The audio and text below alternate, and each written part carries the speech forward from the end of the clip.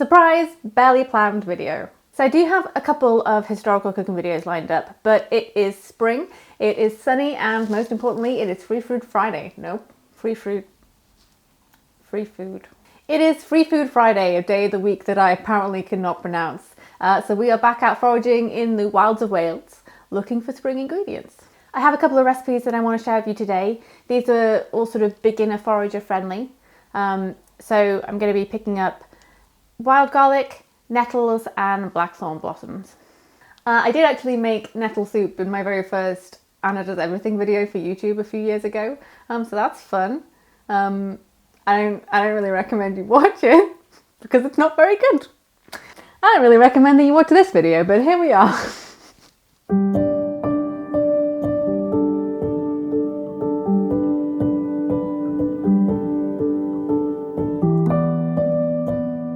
Wild garlic is my favourite spring green, possibly just my favourite green thing. It grows pretty much everywhere and it's really easy to identify because it smells super strong, like you're sniffing a garlic bulb. There's so much around here that you can honestly smell garlic on the wind, but if you want to check, just break a bit off and scrunch it a little, and that's going to release the smell even further. You will not be in any doubt.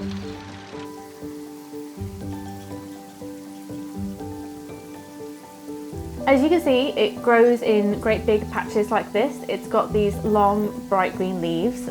You'll also sometimes find it in flower.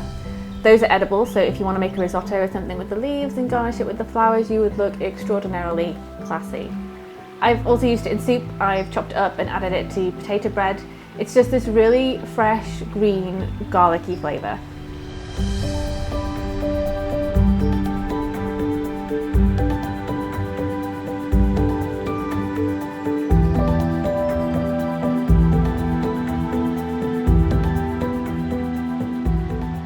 The second thing I'm picking up are just ordinary stinging nettles. I don't have a more low-key pair of gloves than this, so it does look like I'm about to go blacksmithing or something, but I definitely won't get stung. Obviously I did get stung, but like weirdly only on my knee because I trusted my jeans too much.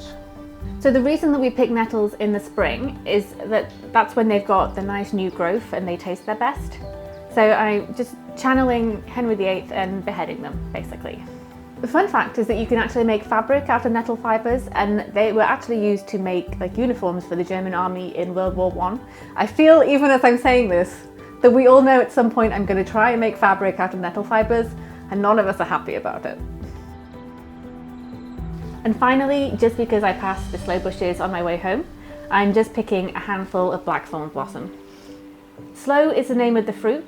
Blackthorn is the name of the bush, which is because they have these huge spiky thorns that it's very easy to impale yourself on. If you follow me on Instagram, you've probably seen me make like sloe gin and hedgerow jam. There's less you can do with the blossom, but they are cute, free, edible flowers that are bountiful right now for any of your edible flower needs. Once you've got your basket of ingredients, you get to start pretending to be a little watercolour mouse in an apron. So first of all, I'm washing my wild garlic very thoroughly, and then I am legally obligated to make at least some of this into pesto.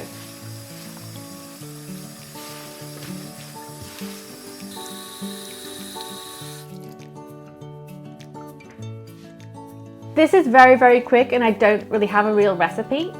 It's basically a few handfuls of wild garlic into a food processor, a generous amount of olive oil, a handful of nuts. Traditional pesto is made with pine nuts. I usually use walnuts for wild garlic pesto, but this is just a mix because it's what I have in the cupboard. And then parmesan if you eat cheese, or nutritional yeast if you're vegan. I kind of whiz everything up and taste it and then decide if I want to add more liquid to loosen it up or more nutritional yeast or whatever. Just taste it as you go.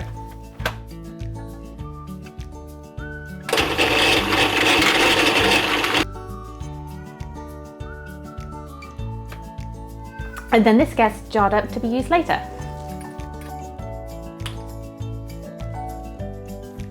I'm going to use this for a nice focaccia.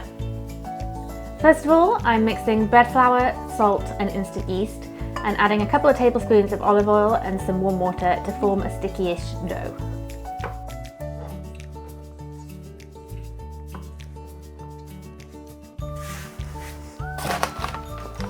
I'm kneading this for like 5 minutes.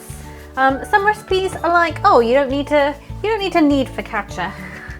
I don't really have that kind of confidence in my life choices, so yeah.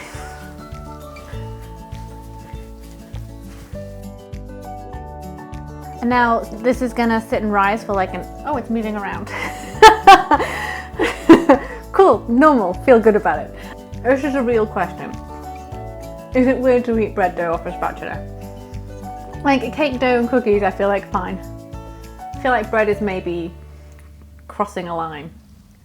I'm asking this, there's one specific answer that I want, and if you are not going to give me that answer, maybe you should mind your own business.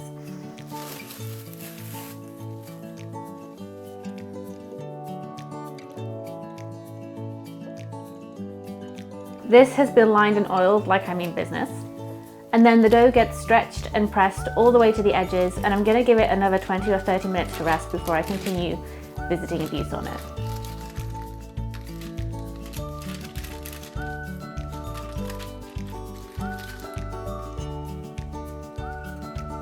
I'm pressing dimples pretty deep into the dough and drizzling wild garlic pesto all over, as well as a good bonus drizzle of olive oil. And finally, this gets baked for 20 to 25 minutes at 220 Celsius or 420 Fahrenheit. That's too obvious of a joke. So my plan for the nettles is to basically make something inspired by sagaloo. I feel like I don't need to say this, but this is obviously not an authentic sagaloo. It's usually made with a mix of greens, including like mustard greens and spinach. I feel like nettles are going to work as well as anything. They taste very similar to spinach. I'm going to give it a shot. So this is cumin, coriander and turmeric getting fried off in vegetable oil and then cooked off with onion, chili, garlic, and let's pretend I have ginger, but I definitely don't. There's always a fun imaginary element to my ingredients list. In go the potatoes, so they all get coated with the spices, and then you can add either a fresh tomato or two, a tablespoon of tomato puree, or a bit of tinned tomato. Add some vegetable stock, salt and pepper. And I'm going to let these simmer on low while the potatoes cook. While the potatoes cook, I'm blanching the nettles in boiling water, which takes out the sting. And then just run a bit of cold water over them, and despite how tentative I'm being here because I'm a huge baby, this is now fine. I'm going to whack these in the food processor for a second too before I add them. A couple of reasons. My preferred texture for sagaloo is when the greens or whatever have been pureed smoother. And also nettles are a lot thicker and hairier than say spinach. So I just think it might benefit them. Sorry for making that sound incredibly unappealing. I'm putting a handful of fresh coriander in with it too. And some wild garlic too, why not?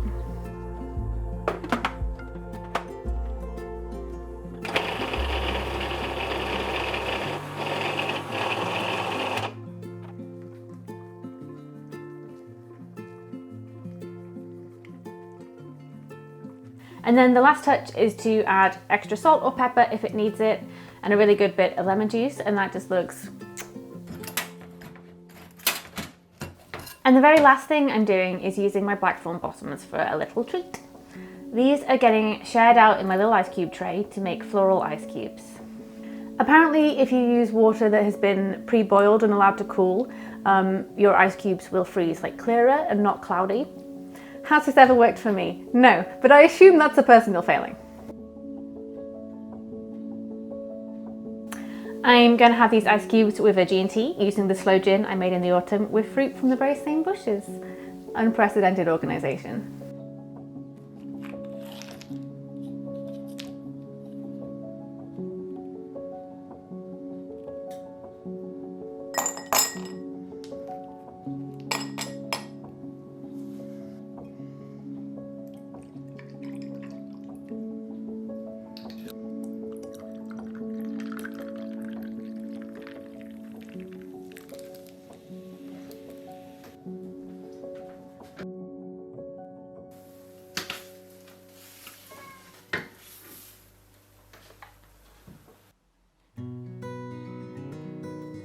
So the focaccia, I mean it's bread, it's just an outstanding eating experience. The great thing about this wild garlic pesto is you can just use it like you would any kind of pesto. So like with spaghetti or whatever to make a pesto sauce. I just think this is a really great way of eating it.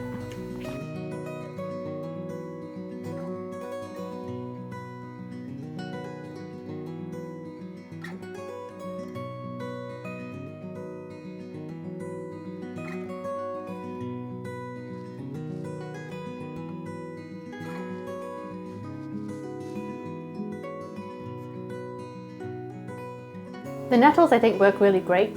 They taste a lot like spinach. They've got like more of an irony flavour. Is that a flavour? I feel like it's a flavour. You can taste iron. This is just a great recipe anyway, whatever greens you make it with. It's really straightforward. It's really cheap. If you make it with nettles, it's like really, really cheap. And it's just got a ton of flavour.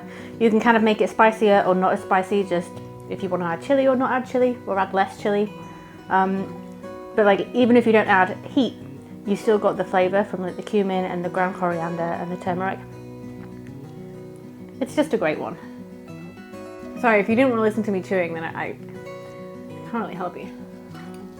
I feel like this was transparently an excuse for me to day drink. Like, do you feel like I pulled it off? As always, let me know if you try any of these or if you go out foraging and experiment a little, or have other recommendations for things to do with wild garlic, nettles, any ideas for blossom, because I feel like I can do something with them. I see flowers and I want to eat them. I just need an excuse, so find me on Instagram. In the meantime, I promise I'm going to do like a proper video soon, but things happen when they happen, and I'm spending a lot of time just rolling around in the woods like a little wild pig. Otherwise, like, enjoy the good weather and enjoy the good food.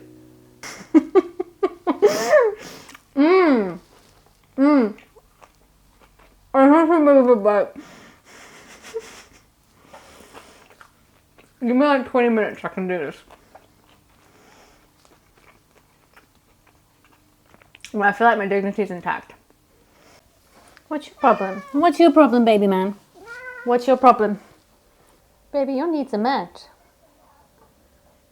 Which I know because I'm the fool who meets them. Can I put you down? Yeah.